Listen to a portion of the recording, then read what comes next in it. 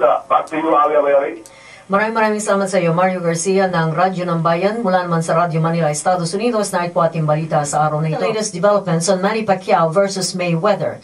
Top-ranked promoter Bob Arum is presently in the Philippines to talk personally to Manny Pacquiao to reach an agreement for a bout against Floyd Mayweather Jr. Though people think that this fight is almost ready to happen, in the meantime, Freddie Roach, Pacquiao's trainer, said that Pacquiao hasn't even read the contract terms and that Manny believes he should get a 60-40 split because he is the bigger draw. It is uncertain whether a Pacquiao-Mayweather fight will be fought by March 13 because of Manny Pacquiao's campaign for the congressional seat in the Philippines. Freddie Roach feels Manny should be given more time because he has a broken eardrum, which is suffered in the Cotto fight, and he needs more time to be in his best possible shape.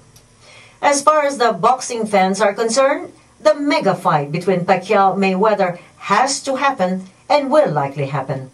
This is Awi Abayari reporting live. In the meantime, sabi naman ni Freddie Roach dito ay para sa kanya, premature na labanan naman si Mayweather in March dahil nagkaroon nga ng trouble sa kanyang tenga itong si Manny Pacquiao. Kinakailangan daw nasa best possible shape bago lumaban si Manny Pacquiao. And of course, I can imagine dahil sa merong conflict siguro sa kanyang schedule, sa kanyang pagtakbo sa Congress.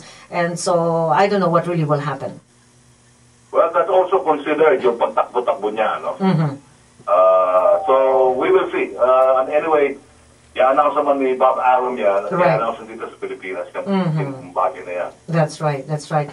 Well, hopefully comes to a resolution dahil yun talaga ang clamor ng lahat at everybody is like wanting to have it again in Las Vegas. Yung iba sabi nila wag daw sa Texas. Las Vegas is their place and this will be the fight of all fights. Ito daw talaga hinihiling ng mga tao. Thank you so much, Mario Garcia. Again, Congressman Bobby Gonzon, si Awi po naman, wishing you one and all a very pleasant weekend.